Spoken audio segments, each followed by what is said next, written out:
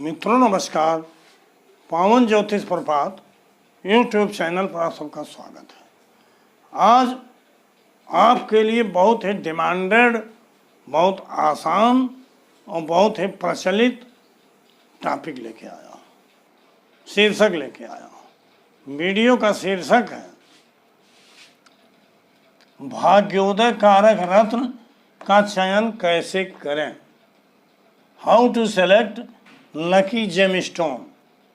जी हाँ मित्रों, कई वीडियो हमने दिया है जेमस्टोन पर, लेकिन बहुत ही आसान तरीके से, बहुत ही उपयोगी विधि से आज समझाऊंगा, उदाहरण दे के समझाऊंगा कि आप अपने भाग्योदय कारक या लकी जेमस्टोन का सिलेक्शन या चयन कैसे करें।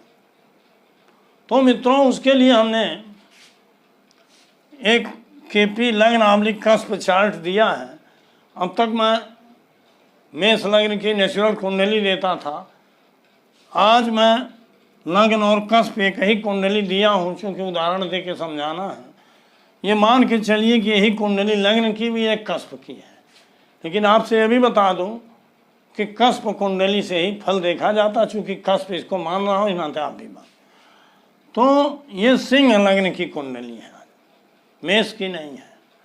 अब मान लो इस जातक पर मंगल की महादशा चल रही है। हमने बार बार कहा है कि भाग्यशाली रत्न, भाग्योदय कारक रत्न जिस ग्रह की महादशा हो उससे संबंधित हो। मान लीजिए आपका विषय है धन बढ़ाना। देखिए, धन बढ़ाना ही भाग्योदय है का लक्षण है, और भी है, संतान नहीं हो रहा, विवाह नहीं हो रहा है, रोजगार नहीं, हर विषय पर उसी से संबंधित रत्न चाहिए। लेकिन धन को इस तरह से कॉमन मान लिया गया है कि धन है तो सब कुछ संभव है। तो धन के बारे में ही देखना है। धन के बारे में हमने बताया है कि छठे का सब लॉर्ड, छठे भाव का उप नक्षत्र स्वामी कस्पल चार्ट, अगर 2, 6, 10, 11 इन भावों का सिग्निफिकेटर है तो उस आदमी के भाग्य में धन है। अगर वो उपाय करे तो भाग्य में धन हो सकता।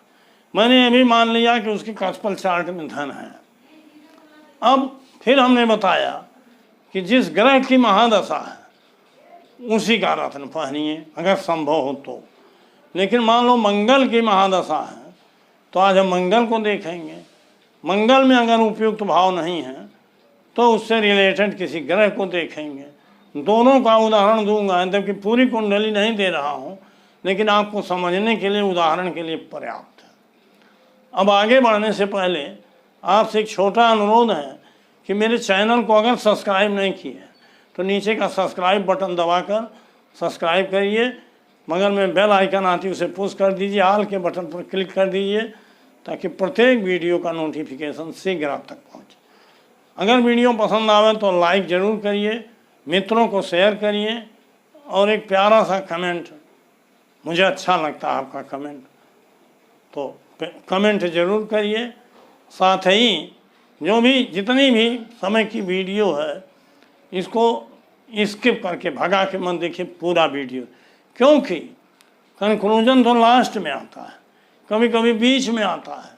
आप भगा दिए मेन पॉइंट को तो आप अधूरे रह गए, आप खाली रह गए। इस नाते आपसे आग्रह है कि वीडियो को भगाइए नहीं। आते हैं हम मूल टॉपिक पर। यहाँ देखिए, हम इसके पहले हमने संदर्भ दिया है। अब मंगल की महादशा चल रही है। मंगल जो है देखिए यहाँ छठवें भाव में कहाँ बैठा है, छठवें में कहाँ बैठा है, मकर राशि में। तो छठे भाव में मकर में मंगल का डिग्री भी दिया हूँ 14 डिग्री 20 कला पर बैठा है। इसका मतलब मंगल जो है चंद्रमा के मकर में उत्तराषाढ़ा, श्रवण और धनिष्ठा होता है। उत्तराषाढ़ा 10 डिग्री तक और श्रवण 13-20 मतलब 23-20 तक। तो मतलब ये चंद्रमा के नक्षत्र में बैठा है, क्योंकि 14 डिग्री है, 14 डिग्री 20 कला है। और चंद्रमा देखिए, चंद्रमा बैठा सप्तम भाव में कुंभ में, ये 11 डिग्री 6 कला पर बैठा। और इसके बाद हमने तीसरा ग्रह लिया है बुध को। बुध देखिए 26 डिग्री 35 कला पर बैठा है वृष राशि। तो अब हम ये देखेंगे कि मंगल की महादशा है तो किसके नक्षत्र में है, इसके द्वारा कौन से भाव में। देखिए मंगल में 6वें भाव में बैठा तो 6वां भाव इसको स्वयं के द्वारा मिल गया। मंगल की राशि है मेष 9 में और वृश्चिक है 4 में, तो 6 9 4 मिल गया स्वयं के द्वारा। लेकिन इसमें हम नक्षत्र को सबल मानते हैं, तो मंगल चूँकि 14 डिग्री पर है, ये नाते चंद्रमा के नक्षत्र में। तो चंद्रमा कहाँ बैठा है 7वें भाव, और चंद्रमा की राशि कहाँ है 12वें भाव, अर्थात चंद्रमा के द्वारा 7 और 12 मिल गया। मंगल में आया 6 9 4 और नक्षत्र के द्वारा मिला 7 और 12। लेकिन नक्षत्र के माध्यम से 2 6 10 11 नहीं मिला, स्वयं के द्वारा 6 आया 9 4 कोई बहुत खराब तो नहीं है, लेकिन धन देने वाले भाव नहीं। तो चूँकि नक्षत्र के माध्यम से 7 12 आया, 12 तो हानि का स्थान है, 7वां भी धन के लिए बहुत पॉजिटिव नहीं है। तो मंगल में हमें दिखाई दे रहा है कि धन के लिए उपयुक्त ग्रह नहीं है। अब मंगल से रिलेटेड हमने ढूंढा एक ग्रह बुध को। पहले बुध को ढूंढा। बुध को क्यों ढूंढा? क्योंकि बुध जो है वृष राशि में बैठा है, 10वें भाव में बैठा है। बुध की डिग्री है 26 डिग्री 35 कला, अर्थात मृगशिरा नक्षत्र में बैठा है। हेलो, 26 डिग्री 35 कला पर मृगशिरा नक्षत्र होता है, समझ रहे हैं। तो वृष में अश्विनी भरणी कृतिका का 1 चरण और कृतिका का 3 चरण, रोहिणी पूरा अर्थात 23 अंश 20 कला, और उसके बाद 30 अंश तक मंगल का नक्षत्र, अर्थात बुध जो है वो मंगल के नक्षत्र में है। और बुध के द्वारा हमको देखना है। बुध देखिए 10वें में बैठा 10वां भाव मिला। बुध की राशि मिथुन 11वें में तो 11वां भाव मिला। बुध की कन्या राशि द्वितीय में है तो द्वितीय। बुध के द्वारा 10 11 2 मिल गया, नो डाउट। और बुध के नक्षत्र में भी मंगल के नक्षत्र में 6वां मिल गया, अर्थात 2 11 10 6 नक्षत्र ने सपोर्ट करना है। अब यहाँ हमने ये नहीं बताया कि सब लॉर्ड को भी सपोर्ट करना। मान लीजिए कि मंगल का सब लॉर्ड सपोर्ट ही करता था 2 11 6 10 में, लेकिन उसका स्टार लॉर्ड सही नहीं था, इस नाते मंगल को हमने चूज नहीं।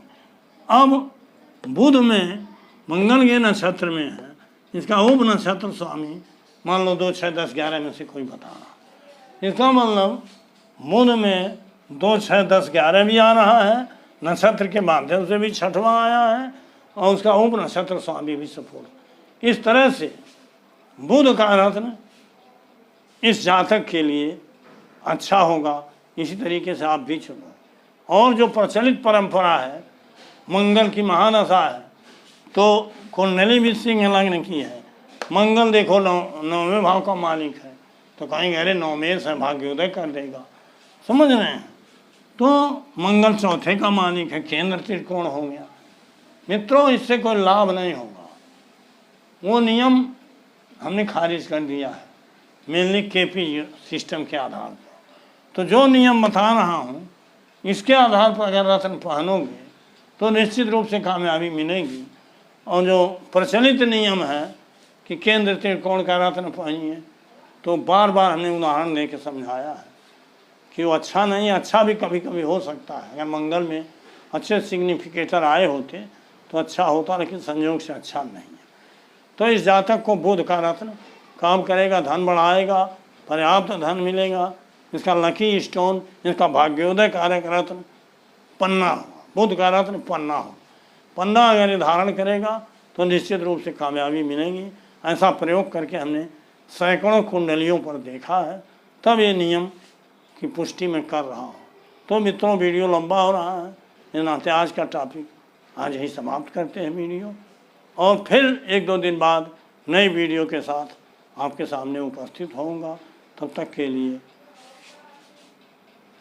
बहुत बहुत धन्यवाद, हार्दिक शुभकामनाएं।